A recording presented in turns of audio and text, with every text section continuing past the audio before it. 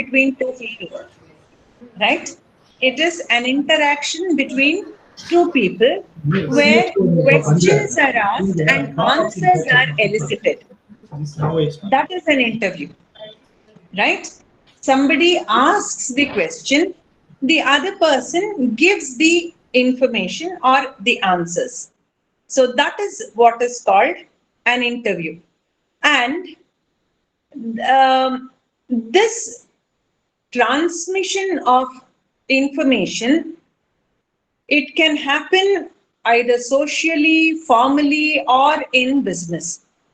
The context can be anything, but basically this exchange of information by way of question and answer.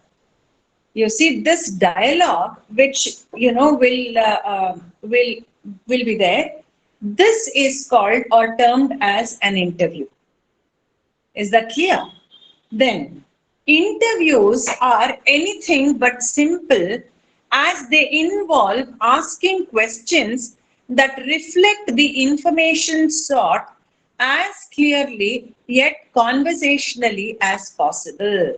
See, they involve asking questions. Now, it is specific. It is not simply a conversation which kind of meanders through so many topics.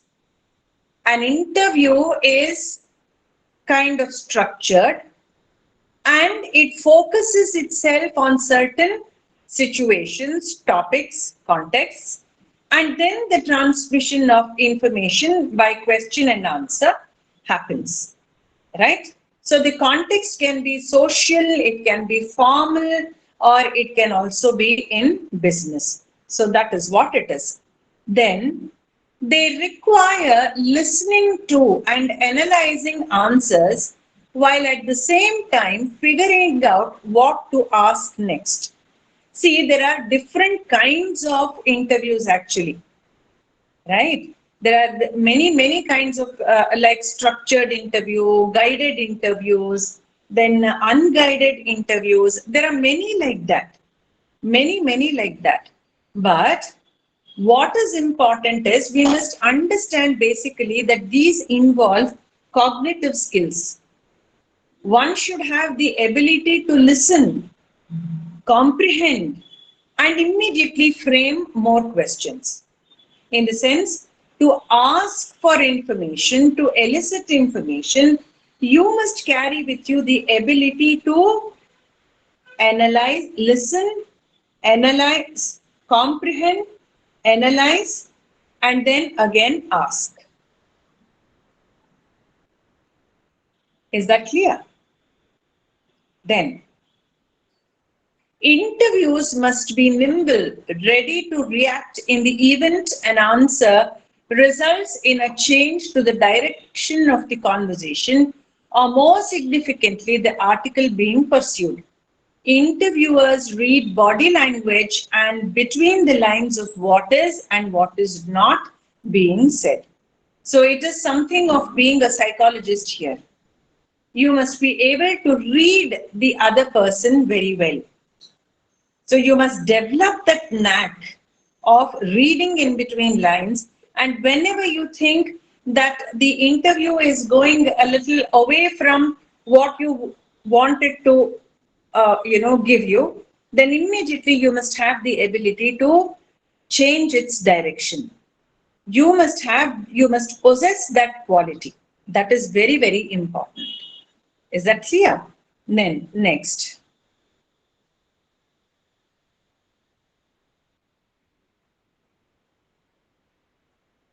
One moment. Listening, of course, is, it's of paramount importance.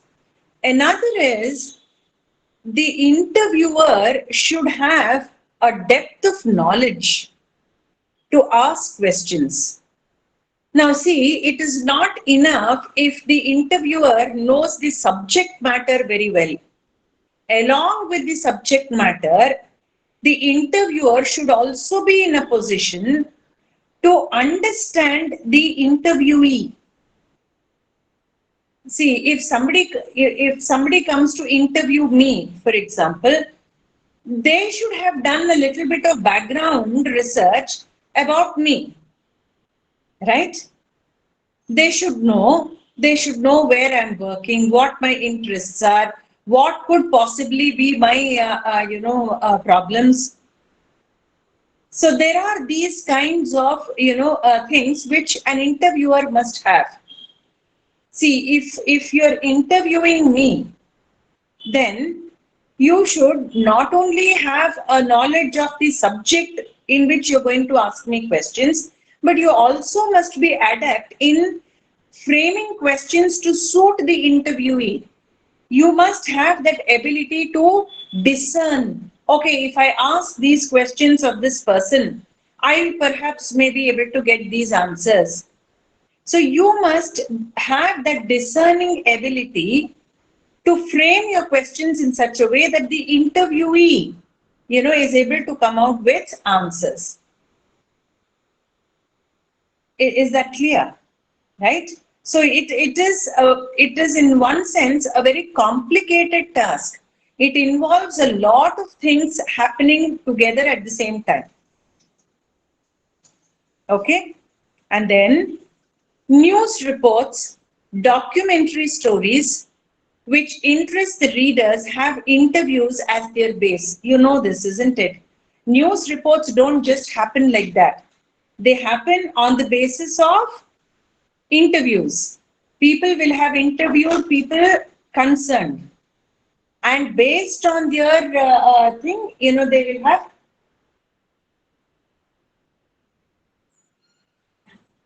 Okay, that is one. And then personality profiles are also based on interviews. When you interview celebrity people, let us say, or very popular known personalities, there again, when you do a write-up about them, it invariably by default, will have to have interviews as their basis. Then a local community issue or a larger, it's here, or a larger socio-political problem can be showcased by interviews. So these are to only show where interviews can come by way of help to you. When you do a feature, when you write a feature, it is very, very important to know where and how you use your interviews. In your methodology, interviews occupy a very important position. Is that clear? Next. Now, the scope of the interviews can be just to gain information, or it could be for some educative purpose, it could be to motivate, then it could be to persuade somebody, it could be for any of these reasons, and it can also be for entertainment, right? If I were to interview a celebrity, I'm sure the entertainment factor will be very high. The TRP ratings will be very high if I were to, put it on record and show people, because it is part of entertainment, isn't it? So that is another thing. Now we can interview articles. We can distinguish between two types. One is personality-based interviews. Another is subject-based interviews. It can be of two types: personality-based interviews and subject-based interviews. When we interview people, it could be about people, it could be about some famous person, or it could be we interview people because our subject, is known by them. They become the subjects. Like, for example, the rural women. If we were to interview rural women here, rural women are not personality-based interviews. They become subject-based interviews. So that is the thing. Then the art of interviewing. How would you prepare for the interview? Choosing people researching about them, as I mentioned earlier, then framing appropriate questions, then etiquette. There has to be an etiquette to ask questions, isn't it? You need to be pleasant, you need to have good language, you cannot be very casual and nonchalant.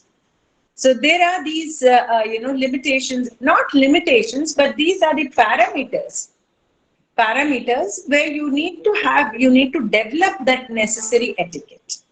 That is what is important. Establishing a rapport with the interviewee. That's most important. Note taking, recording, and reconstructing the interview.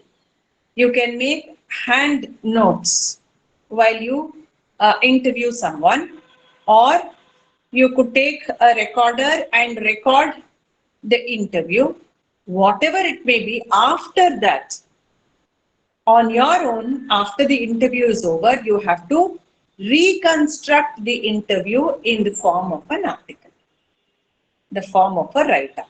That is important. Right. Now, while preparing questions for an interview, avoid yes-no questions.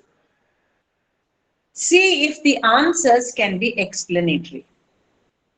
Do you think this is right? If you ask a question like this, the answer perhaps would be no, I don't think it is right.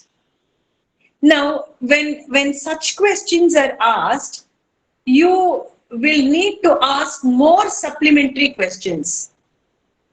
But if you phrase it as a statement and ask for their comment on that, then there is a possible scope for the interviewee to explain things at a greater length.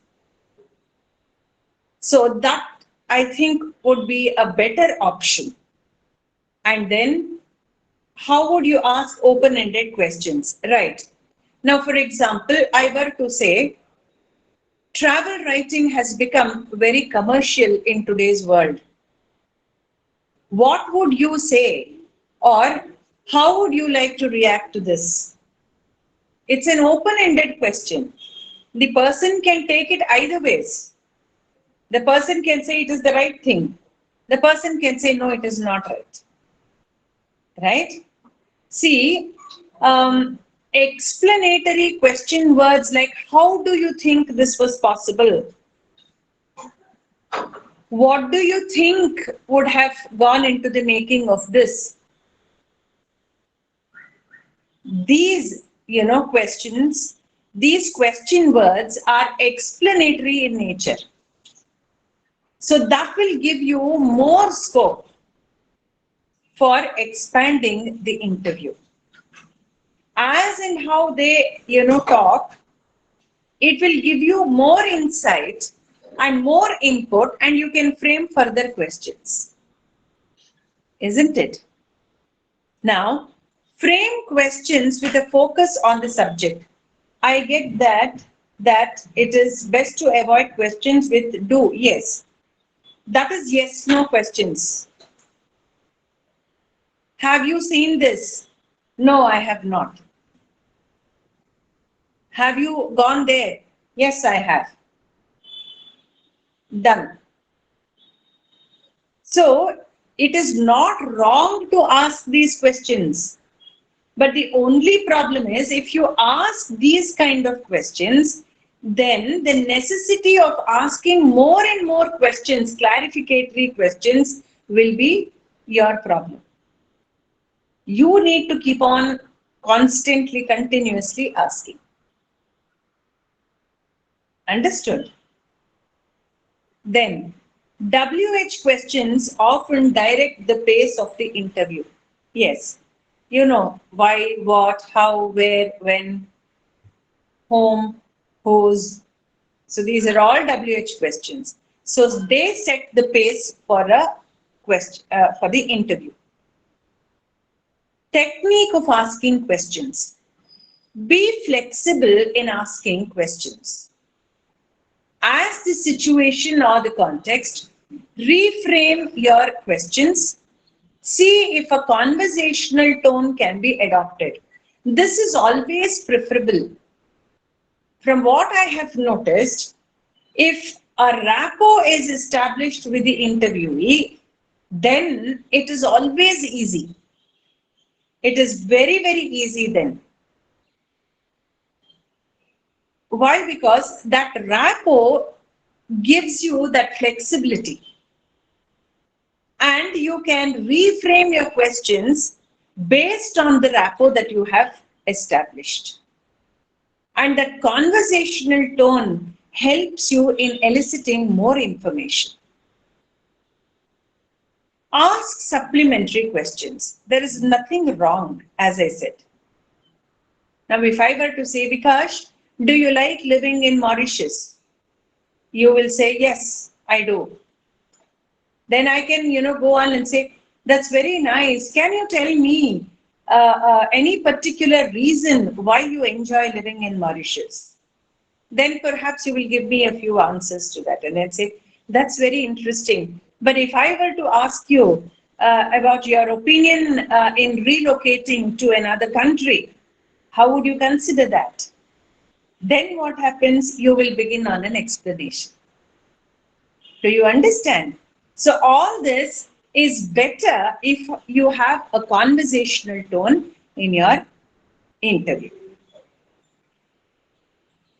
If there are digressions, keep the focus intact. Whenever a conversation is intended, then it is, taken for granted that there will be digressions.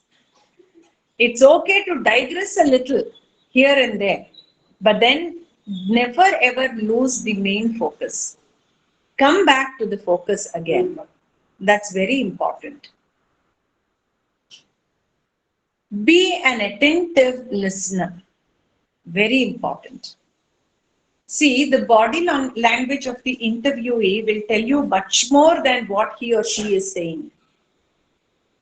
When a question is asked and the interviewee becomes very tense, though he or she is answering your question, the body language, the tension, will tell you much more. Right? So that is also something which you must take into account. Most journalists are very shrewd interviewers. They're very shrewd. They know how to capitalize on this particular point of keeping their focus on body language. They have that unique ability to read in between lines. And then introduce a few icebreakers if need be. Sometimes the interviewee is very tense, anxious. Whatever questions you ask, that person will just nod her or his head and will perhaps give you a smile and not more than yes, no answers. Then what do? You have to introduce an icebreaker. Narrate incidents from your own life and make a joke here and there, and then, calm that person a little and then proceed further. Right? Now, all this can happen if you have that knack for a conversation. But if you yourself are an introvert, you need to develop these skills first. That is important. Okay? Then, of course, research about the person and subject is the key. You need to do that. Interview equipments. You would need a tape recorder. Sometimes people may have a video camera. And if you have these digital things, the progress is smoother. And there is no fear of omission because it's all on record. Right? And then data preservation. You can preserve it, in the soft copy for a very long time. Disadvantages, it's expensive. Not everybody can afford it. It's expensive. And then you need to develop a skill in handling that equipment. Or you need to take somebody along with you to help you with those equipment. right? And then if you make a mistake in handling it, if something goes wrong with your equipment, it's a very costly mistake, isn't it? Then editing and organization. How do you give shape to the interview material? First and foremost, you must maintain it in a very organized, methodical manner. Your interview notes should be very methodical. See, either the notes which you have made while interviewing that person, or later on when you listen to a recording, whenever you need to make notes. Now, those notes need to be filed very methodically.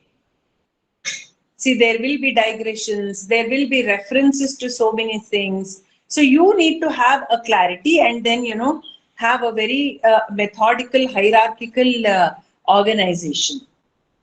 And you must ensure that it is coherent. See if all the questions are adequately covered. Your questions must also cover all the topics on hand. It's very, very important. You must see to it that your questionnaire is very well represented regarding the subject. And decide on the style. What style would you want it to be? And then plan the layout properly. Photographs, decide on the style of writing. See, you can have a verbatim quote, after the interview in the article. You can quote that person and say, within inverted commas, verbatim, you can put that in, quote unquote. Okay?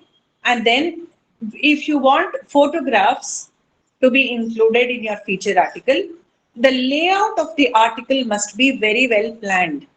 Where are you going to put the photographs? Will it come side by side to your main body of the article, or will you give it as an appendix? How are you going to present that? So the layout of the article also has to be planned well. Then there are three important points which I have, put it down here. One is what you have chosen to focus on. See, that introduction and the overall structure, you should have very good clarity up here. And then how you choose to lead or start. Now you want to surprise your reader with this interview right at the beginning, or would you want to introduce it, as a flow in the narrative, or would you want to give it as footnotes or later on as appendix? You should be clear about that. You should have some kind of a clarity about it. And then how you structure your piece. That is what I meant. It depends on you, how you plan your layout. You can have add-ons, like you can have anecdotes, you can have quotations. It's left to you. You can do that. Then the last word, plan the layout, use proper cohesives, that is conjunctions. See that from one part to another, it is well linked, and overall it should be coherent. It should seem like one unit. And then revise and rewrite.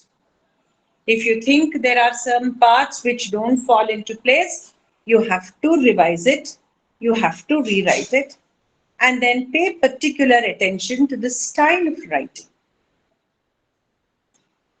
Okay, so this is all there is to this block about interviews.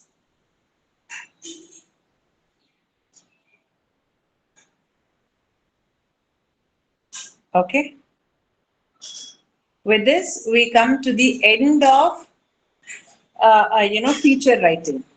We have gone through feature writing on this one, women, and then we had book reviews, then we had travel writing, and today we have wound up with interviews. Do you have anything to say?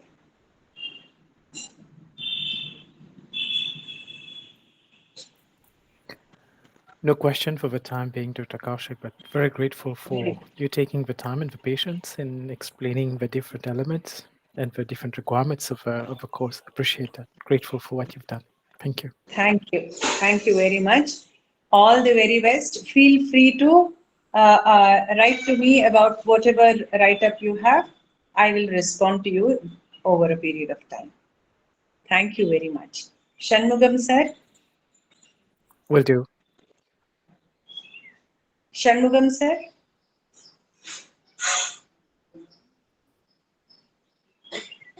Okay, we'll leave the call. All the very best, Vikash. Thank you very much. Bye-bye. Have a Bye. good weekend. Bye. Bye. Bye. Okay. Last class. Vikas. Vikas.